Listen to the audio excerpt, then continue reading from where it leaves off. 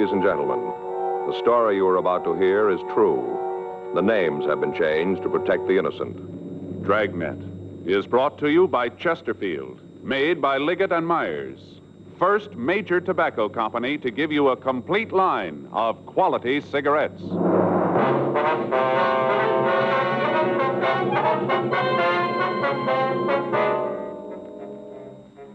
You're a detective sergeant. You're assigned to robbery detail. 2 hold-up men have been operating in your city. You've got descriptions of the men and of the car they're driving. Your job, get them. Smokers by the thousands are now changing to Chesterfield. No wonder. More and more smokers are learning this fact for themselves. Chesterfield, low in nicotine, highest in quality. A published fact proved by chemical analyses of the country's 6 leading cigarette brands. Chesterfield, the only cigarette ever with a record like this. Regular or king size, Chesterfield is best for you.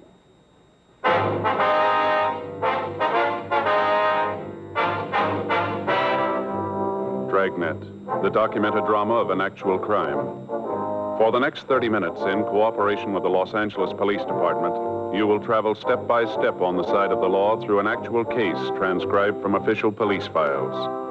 From beginning to end, from crime to punishment, Dragnet is the story of your police force in action.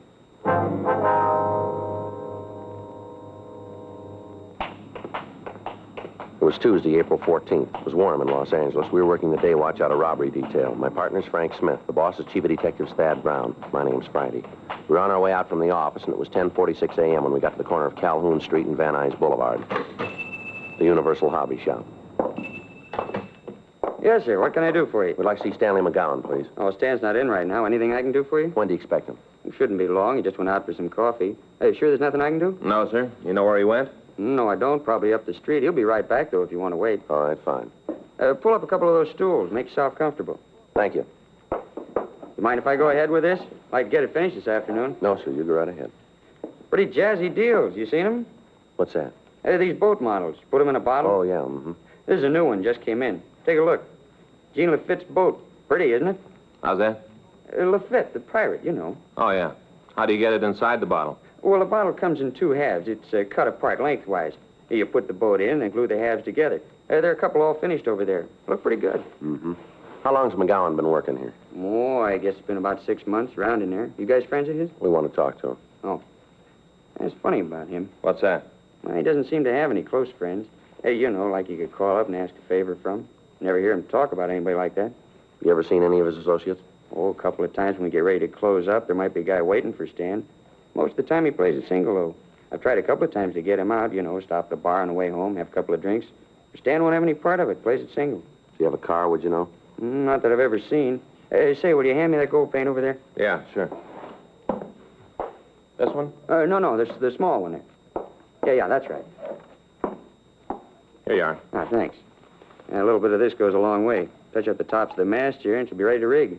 And these friends of his that pick him up, what kind of car do they drive? Say, what are all these questions for? Who are you guys? Police officers. This is Frank Smith. My name's Friday. Cops. Well, what do you want with Stan? He done something? We just want to talk to him. I sure hope it isn't anything serious. I'd sure hate to lose Stan. Is that so? Yeah, he's one of the best riggers we've ever had. There's a couple of his models over there. Take a look. That one in the case, $150, old Ironsides. One of the best boats we've turned out. Stan did that. Sure got a steady hand. And that's what it takes when it comes to rigging, steady hand. Want to go out now, Rudy?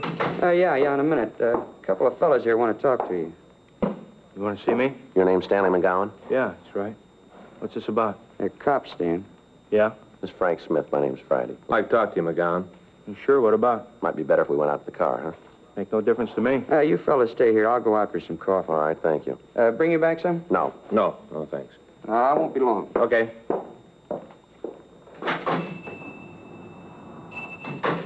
What are you going to talk to me about? You seen Jim Boland lately? No, I haven't. When'd you see him last? A couple months ago. Why? Where'd you see him? He come in here, wanted to know if I could help him out, give him a job, place to sleep. Did you? No, I told him he could bunk at my place for a couple of days till he got squared away. Nothing I could do about a job. Why'd he come to you? I don't know. I met him at Q. Didn't have much to do with him. Hey, why'd you guys come to me? What makes you think I might be running with him? We didn't say you were. Same thing. You figure I know where he is? Well, the record says you knew him. We're just checking it out. I got nothing to do with him. I'm reporting every month. You check with my parole officer. He'll tell you.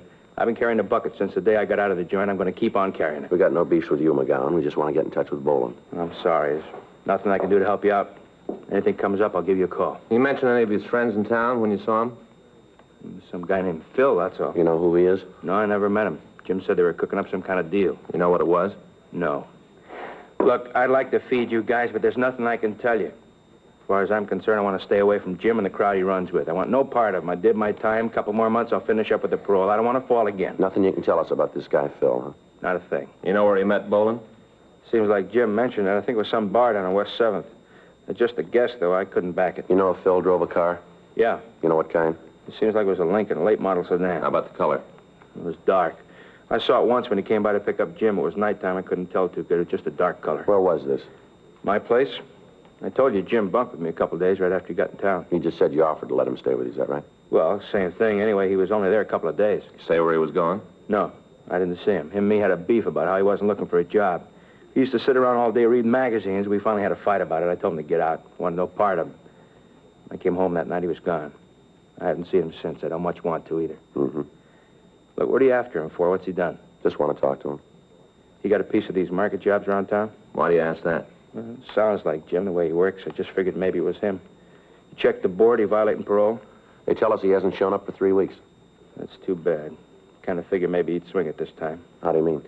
A couple of times up in the joint, we'd get to talking. He said he finally learned it. Figured out there was no way to beat it. Said if he got his parole, he's going to stick by it. Get a job, carry a bucket. Too bad. Mm-hmm. All that talk, I really believed he meant it. So did the parole board. 6 weeks before, on March 3rd, the manager of a large supermarket had arrived at work. When he opened the front door, he found that a customer had followed him into the building. When the manager told the person that the store wasn't open for business yet, the man had drawn a gun and demanded that the safe be opened. The manager complied, and after taking $1,400 from the safe, the thief had fled. The manager was able to give us a good description of the hold-up man and an accurate description of his car. He was unable to give us the license number, and he could tell us little about the man who remained in the car. Immediate broadcasts were gotten out on the thieves, but they'd apparently made good their escape. On March 12th, the procedure was repeated. Again, we were able to get good descriptions, but we were unable to come up with the suspects. In the following 4 weeks, the thieves hit 5 more times. Each time, the M.O. employed was the same. The descriptions from each of the victims tallied with those that we'd already gotten. The description of the car was the same. This information was turned over to the stats office for compilation. Their findings listed 14 possible suspects. The packages of these men were pulled from R&I, and the mugshots were shown to the victims. In each instance, one picture was picked as bearing a close resemblance to the hold-up man. The prime suspect was identified as James Boland, WMA, 32 years old. He'd been arrested twice for violation of Section 211 of the Penal Code. He'd been convicted once and had been sentenced to San Quentin for a period of from 5 years to life. However, at the prison, his behavior and attitude had been good, and he'd been paroled on February 19th, 10 days before the first holdup. We'd found that Boland had violated his parole and was wanted by the State Adult Authority. A check of his friends netted us no new information. His relatives could tell us nothing about his whereabouts. The legwork continued. Informants were questioned, but were of no material aid. Saturday, April 18th, 8:46 p.m. I'd just gotten home from work, and I was unlocking my front door.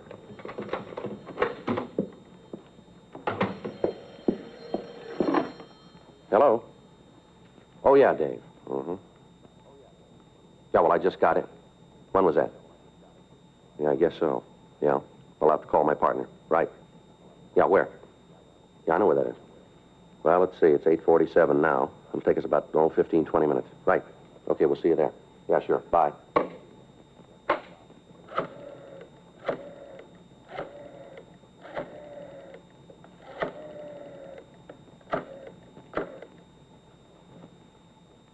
Hello, Fay? Yeah. Frank there yet? What if I could talk to him? Yeah.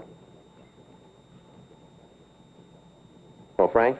I just got a call from Dave Hyde. Yeah. Says he wants to see us right away. Bar down on 6th Street. Yeah. No, all the way downstairs. Okay. What? Yeah. No, he says he knows where we can find Jim Boland. 10 minutes later, Frank picked me up, and we drove down to the cocktail lounge that our informant, David Hyde, had picked as a meeting place. When we walked in, we couldn't see Hyde, but the bartender told us that he was in one of the rear booths. We walked back. Hi, fellas. Sit down. Hi, Dave. Hi, Dave.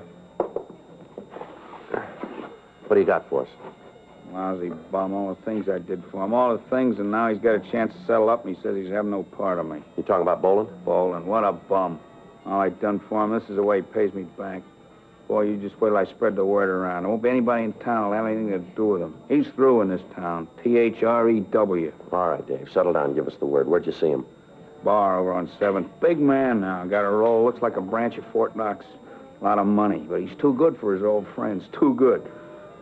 Say, how about you fellas popping for a drink for a pal, huh? How about it? You've had enough. Come on. Why don't you see Boland? Just this morning, big man, got good clothes, driving a big car. Asked him for a loan, just to get squared away, pick up a couple of tabs I got around town. Just see me over the hump. You know what kind of car he's driving? Yeah, big Lincoln, brand new. Got red leather trim on the seats. Even got one of those seats that goes up and down, but he can't give a pal a helping hand. I spread this word around town, he's really finished. Ain't a guy in town to touch him with a 12-foot pole, or a real darb, a real darb. You know where he's living? Nah, I don't know. Probably got a house out in Bel Air. Looks like he can afford it. Who's he running with, you know? Yeah, some guy who's lighting cigarettes. What's that? Some guy who lights his cigarettes all the time. Supposed to be some gun from the East. Thinks he's such a big shot. The cheap kind, you know. Kind of guy who has his suits cut so as you can see they're carrying a gun. You know, cheap. You know this fella's name? A couple of times I heard old Jim call him Phil. Phil something, I don't know. A real darb. Hey, fellas, how about a drink? I'm feeling real bad. You still on H? Oh, no, I swear to you. I haven't had a pop in a long time. I'm trying to get off the stuff. Figured if I could get drunk enough, it wouldn't be so bad. Rough go. Come on, how about a drink? You've had enough, Dave. You know if Boland's carrying a gun? I don't know for sure. I didn't see one. This darb Phil's got one. Got his coat cut so as you can see it. Real cheap, small time. You want to show us where you saw Boland? I'll take you there if I have to carry you on my back. What a way to treat a friend. All the times I've helped him when he's had a bad yen, and now he treats me this way. Real dog in a manger.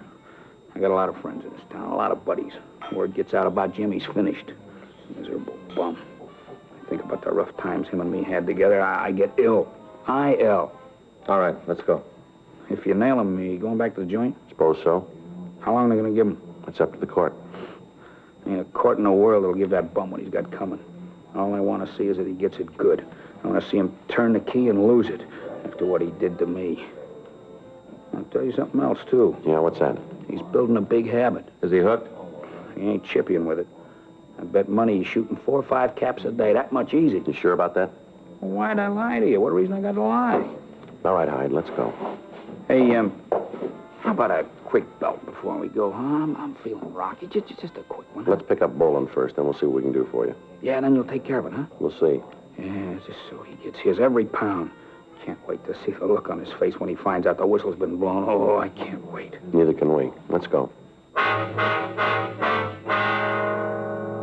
9:13 p.m. Hyde, Frank, and I drove over to West 7th Street. Our informant pointed out the bar where he'd seen the suspect, Boland. He told us that when he'd seen him last, Boland said that he'd be in the bar that night. We called the office and told them where we were, and then we went into the place. Boland wasn't there, but the bartender said that he was expected. The three of us sat down in a booth at the rear of the place, and we ordered black coffee for our informant. We waited. 9:30 p.m. 10:30. There he is, coming in now. When you saw him this morning, did he say this guy Phil was going to be here? No, not to me. How about it, Joe? You better get out of here, Dave. Use the side door, will you? Yeah. We'll check with you later. All right, let's go. Boland? What? You Jim Boland? What do you want? Police officers, you're under arrest. All right, Boland, come on, get up. Come on your feet. Stand still. He's clean, Joe. What's going on? What are you pulling a deal like this for? I didn't cause any trouble. All right, come on, let's go. Somebody blew the whistle on me. Somebody did. I'm going to find out, and I'm going to get to him. I swear I'll get to him. Where's Phil? Huh? Phil, where is he? I don't know what you're talking about. All right, Boland, let's go. Listen, you tell whoever it was blew the whistle, they better start looking for a place to hide, because I'm going to get to him if it's the last thing I do. You called it. What? It might be.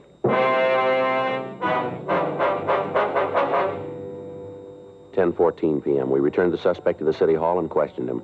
He refused to admit any complicity in the holdups. He refused to tell us who Phil was.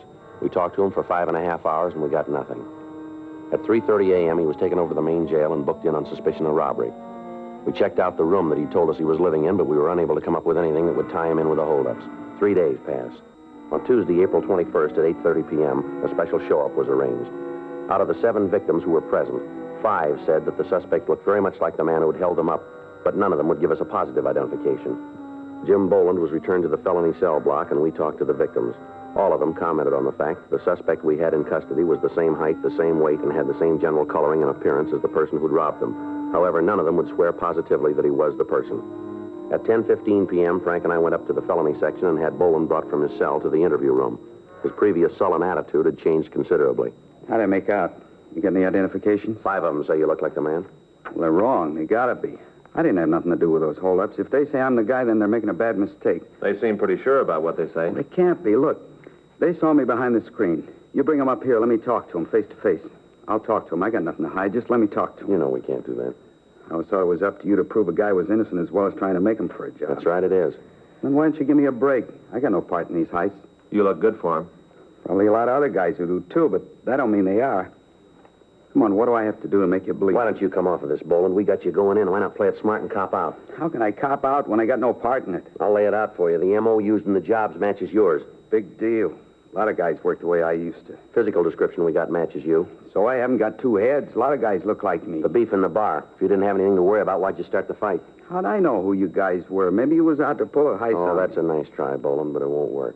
You knew we were officers. Now, why don't you save us a lot of time and tell us the truth here? You guys wouldn't know it if it bit you. There's one way to find out. Yeah? Try it. You got a cigarette? Here. You want one? Yeah.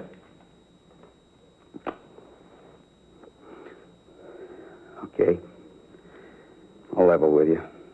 I figured you was after me for PV. I didn't have any idea about the 211 rap. That why you started the fight?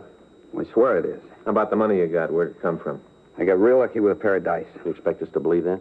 That's the way things are. Where'd you hit the light? I can't tell you that. It wouldn't help any. Give you an alibi. Either you believe it or you don't. That's the way it was. I'm trying to level with you. We got a rumble that you're back on H. Now, how about that? Where'd you hear that? We heard it.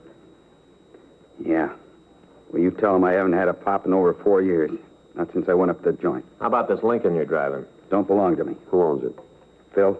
Now we're back to that. You're going to tell us who Phil is? Listen, the guy's a friend of mine. I don't want to bring nothing down on him. He's leaving you way out in the cold. I suppose so. Well, if I tell you, he won't know, will he? Not from us. Okay. Name's Phil Spence. How well do you know him? Say hello to, buy him a drink, that's all. It's not the way we get it. I don't care how you get it. That's the way it is. This Spence, you ever fallen? I hear yes. What for?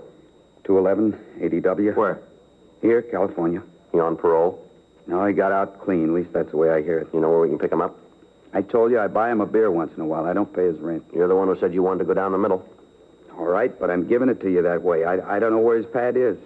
Does he work for a living? I don't know. I never heard him talk about a job. You know who he runs with? Some guy named Ed. You ever see him? No. Know where he can be reached? Sometimes I hang around the bar where you picked me up. How about it, fellas? You're going to buy this story? Yeah, we'll check it out. I swear it. I got no part in it.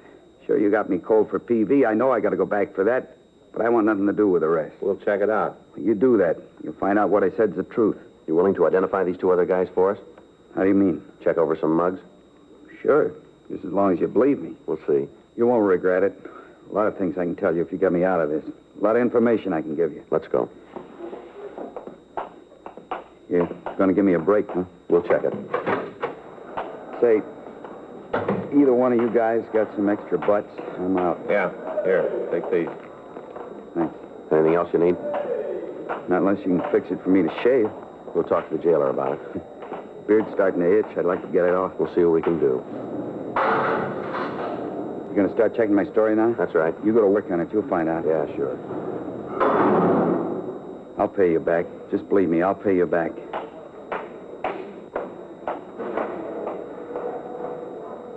Figure he's telling the truth? It's hard to say. The identifications weren't too sure. Everything else is. There's only one way. Yeah. Check him out.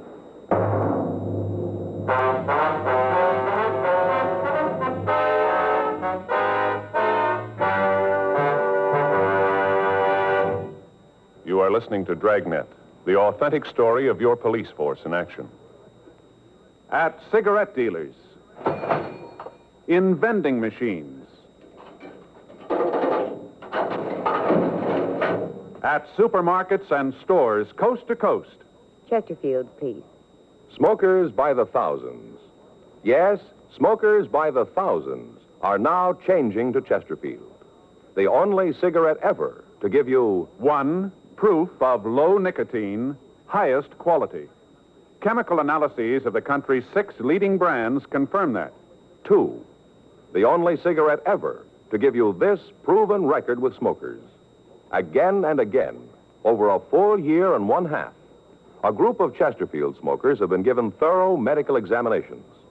The doctor's reports are a matter of record. No adverse effects to the nose, throat, and sinuses from smoking Chesterfield. A responsible independent research laboratory supervises this continuing program. Chesterfield, the only cigarette ever with a record like this. Chesterfield, best for you.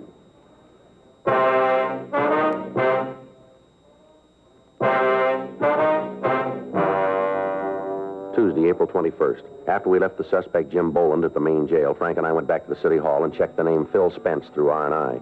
There were 9 packages carrying records for men with that name. 2 of them had served terms for robbery in the state penitentiary at Folsom, California. We got off communications to George Brereton up at Sacramento and to Washington, requesting information on known criminals having that name. 12:30 a.m. We went back to the jail and had Boland brought from his cell. We showed him the mug shots from the packages we had, but he failed to give us an identification. We talked to him about Phil Spence. He gave us all of the information he could about the missing suspect's habits. At this point, we were still not sure that Boland wasn't implicated in the holdups, but we had to check out what facts we had. The one point which seemed to verify Boland's story was that the victims were unable to give a positive identification of him. 1:30 a.m., we went back to the office and checked out for the night. The following morning, Wednesday, April 22nd, we started to recheck Boland's story of his movements during the times of the holdups. Upon re-questioning some of the witnesses, we found that they weren't as sure as they had been of the facts. That afternoon, we got a kickback from Sacramento. It contained 3 more possibles. CII said that they were sending us mugshots of the men by airmail special delivery.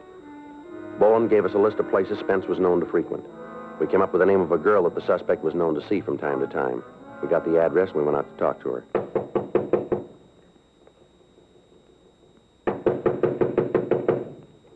Doesn't look like she's home. We better check with the manager, huh? Yeah. Yeah? You Jane Schofield? Why? We'd like to see her. Who are you? Police officers. Come in. I'm her. What do you want? I'd like to ask you a few questions. No, I figured that. Move some of those clothes and sit down. Can I get you anything? Drink, maybe? No, ma'am, thanks. thank you. All right. What do you want to talk about? How long's it been since you've seen Phil Spence? Who says I know him? We understand you know him pretty well. I've gone out with him a couple of times. That's the end of it. When'd you see him last? A couple of days ago. Monday night, I think. You know where he is now? No. You know where he lives? Some hotel over on Flower. You know the name of the place? No. You ever been there? No. You know what Spence does for a living? I don't know. Got some kind of a job, I guess. He ever talk to you about what he does? I told you I just been out with him a couple of times. I didn't ask for his birth certificate. I just said I'd go out with him. What are all these questions about anyway? What do you want to talk to Phil about? It's a personal matter. What kind of trouble is he in now? You been in trouble before? I don't know. Just with you cops around, must be something he's done. Spence got any close friends that you know of? Couple. You know who they are? One of them is a guy named Jim something. How about the rest? Fellow he calls Ed. What do you know about Ed? Not much. Is he in it, too? Ma'am? He mixed up in this personal thing you want to talk to Phil about? Maybe. Never did like him. I always figured he'd end up getting Phil in trouble. Phil see quite a bit of him? Yeah. I think he's maybe in some kind of business deal with Ed. You ever say what the deal was? Not to me. One night a couple of weeks ago, he got real looped, and him and Phil were talking about it. What'd they say? I don't know. Phil told me to go powder my nose. I don't know what they said. And how do you know what they talked about? Because when I came back, I heard Phil say something about how the deal was going to work out all right. Then he saw me, and they shut up. Phil owns a car, doesn't he? Yeah, New Lincoln. You ever let anybody else drive it? Ooh, once in a while, he lets Jim take it. Not often. Phil's kind of touchy about the car. Say, how'd you fellas know about me? Routine. Check and fill out. Your name came up. Oh, that's all, huh? Ma'am? I'm not mixed up in it. You can answer that better than we can. Yeah. Well, I want you to know that I'm not. I got nothing to do with Phil. Mm-hmm. I mean it. I just met the guy. I had a couple of dates with him. He's hung up in something. I got nothing to do with it. You got to believe that. When are you going to see Spence again? You believe what I tell you, don't you? If he's in trouble, I got no part of it. When are you going to see him again, lady? You mean when have I got a date? Yes, ma'am. Tomorrow night. He's He's going to pick me up when I get through work. Where's that? Bar down in Olympic. I'm a hostess there. Is that where you met him? Yeah, he came in one night. We got to talk. He asked me for a date. I don't want you to get the wrong idea about it, though. Ma'am? Well, about how I met him. I don't usually go out with the customers. Boss doesn't like it. It's just that Phil seemed kind of different. That's the reason I went out with him. I want you to get that straight. Mm-hmm. Just a minute. Expecting anybody? No, I don't know who it is. Want me to open it? Yeah, go ahead. What took you so long, honey? I got company, Phil. I know. I don't think so. Fine. You Phil Spence? Yeah, who are you? Police officers would like to talk to you. What about? Might be better if we went downtown. Or who? What? I don't want to go downtown. You don't have much to say about it, mister. It's a pinch. If it makes you happy, mark it down that way. You want to shake him, Frank? Yeah. Get away from me, cop. What are you doing, breaking up my place? Get out of here! Get out of here and take that cheap bum with you! All right, come on, get out. Come on, get out. You get out of here! Lousy deal. Get out of here, my deal, coming in and breaking up a girl's apartment. Who's going to pay for all this? Who's going to make it right? Just look at the place. Oh, shut up. Why don't you tell me they were here? Why didn't you say something? All right, Spence, let's go. I'm coming. All I want to know is who told you. Who yapped? That lousy Eddie, I'll bet. He's the one. Never should have picked him up. He with you on the jobs? He told you, didn't he? How about Jim Boland? He in with you, too? Oh, that guy hasn't got enough sense to come in out of the rain. He's worse than Ed. Should have known not to get mixed up with that dumb Eddie. I should have known. It always happens. Yeah? You're on with a jerk, you're going to get tripped up. Lousy Eddie shooting off his mouth. Hadn't been for him, you'd never got us. I'm going to tell him off. What's the difference? You told them everything they wanted to know. You're all going to jail. Why don't you shut up? You're always wrong, sister. Not this time. Let's go.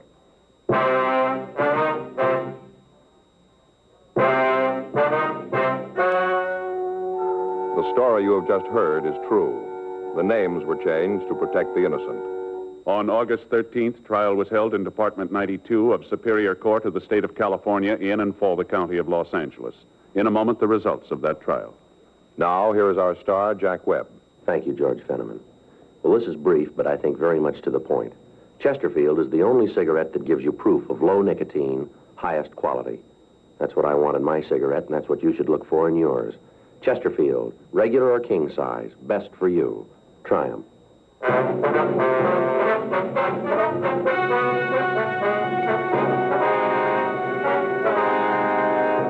Philip Donald Spence and Edwin Floyd Morse were tried and convicted on 4 counts of robbery in the first degree and were sentenced as prescribed by law.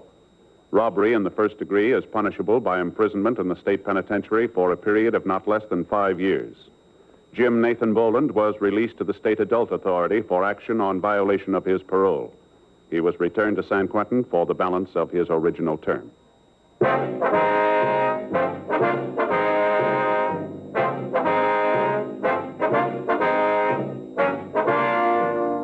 You have just heard Dragnet, a series of authentic cases from official files. Technical advice comes from the Office of Chief of Police W.H. Parker, Los Angeles Police Department. Technical advisors, Captain Jack Donahoe, Sergeant Marty Wynn, Sergeant Vance Brasher. Heard tonight were Ben Alexander, Herb Vigran, Vic Perrin, Michael Ann Barrett. Script by John Robinson. Music by Walter Schumann. Hal Gibney speaking. Watch an entirely new Dragnet case history each week on your local NBC television station. Please check your newspapers for the day and time. Chesterfield has brought you Dragnet, transcribed from Los Angeles.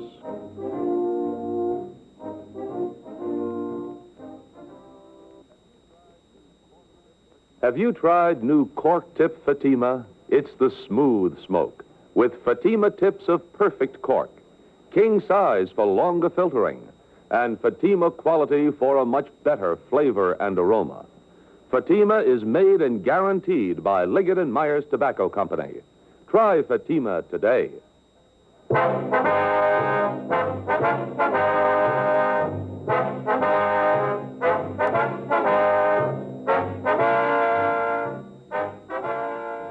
Hear Frank Sinatra as Rocky Fortune tonight on the NBC Radio Network.